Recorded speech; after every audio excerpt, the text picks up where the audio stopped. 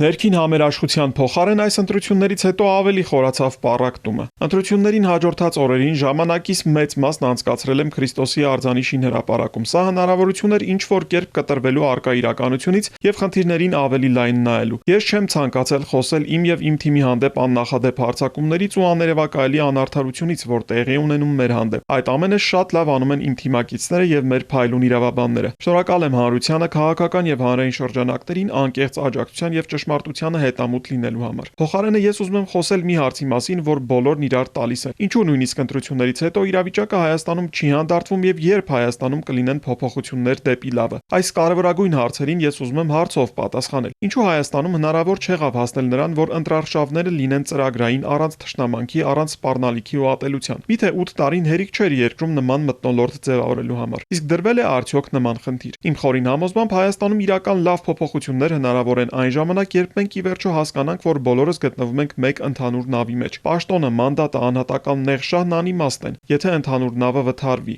Իմ մասին ասում էին, թե ընտրական process եմ մտել ունեցվածքս փրկելու համար։ Իրականում լրիվ հակառակն է։ Ես հրաժարվել եմ ինձ համար հանդարտ անհոգ կյանքից, ունենալով միայն մեկ նպատակ՝ օգնել իմ երկրին։ Կարող էի շատերի նման մի կողմ քաշվել, մտածել միայն իմ ունեցվածքի մասին, բայց ես այդ մարդը չեմ։ Երբ տեսնում եմ, որ իմ երկիրը լուրջ խնդիրների առաջ է կանգնած, չեմ կարող ասել դա ինձ չի հետաքրքրում, դա ինձ չի վերաբերում։ Մեր ամենամեծ խնդիրների աղբյուրն անտարբերությունն է, որը գալիս է ընդհանուր տան, ընդհանուր խնդիրների գաղափարը խորությամբ չգիտակցելուց եւ չզգալուց։ Այս մտածողությունը ենթադրում է փոխադարձ հարգանք, իրար լսելու կարողություն, դիմացինի ուրախությունն ու ցավը կիսելու կարողություն եւ մեկ ու միակ հայրենիքի ընկալում։ Ցավոք մենք հիմա դա չունենք։ Եթե Հայաստանը բախվի լուրջ դժվարությունների ու լուրջ մարտահրավերների, իսկ մենք հիմա գնում ենք հենց այդ ուղղությամբ, ապա տուժելու են բոլորը, հաղթող չի լինելու, կորուստները լինելու են բոլորինս։ Ես վերջին շրջանի իմ հանրային գործունեությունը կառուցել եմ ներքին համերաշխության գաղափարի շեշտադրմամբ։ Սա այն հիմնաքարն է, որի վրա պետք է կառուցվի մեր հետ պատերազմյան վերականգնումը։ Ցավոք ներքին համերաշխության փոխարեն այս ընտրությունների հետևանքով ել ավելի խորացան չարությունը, լարվածությունը եւ ժողովրդի պառակտվածությունը։ Մեր երկիրն ունի շատ լուրջ խնդիրներ։ Մենք առաջիկայում պարտավոր ենք լինելու ընդունել դժվար որոշումներ եւ գտնել եզակի ճիշտ լուծումները։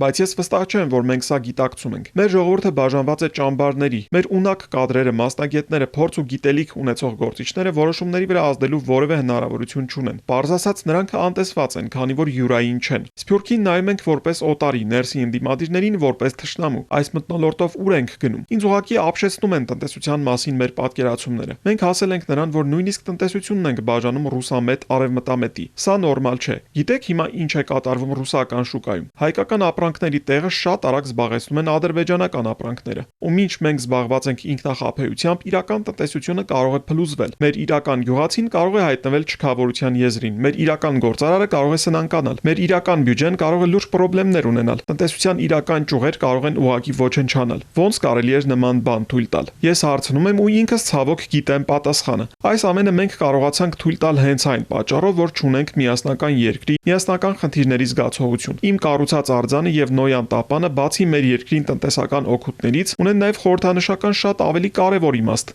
միասնականության, ընդհանուր նպատակների եւ ընդհանուր ապագայի։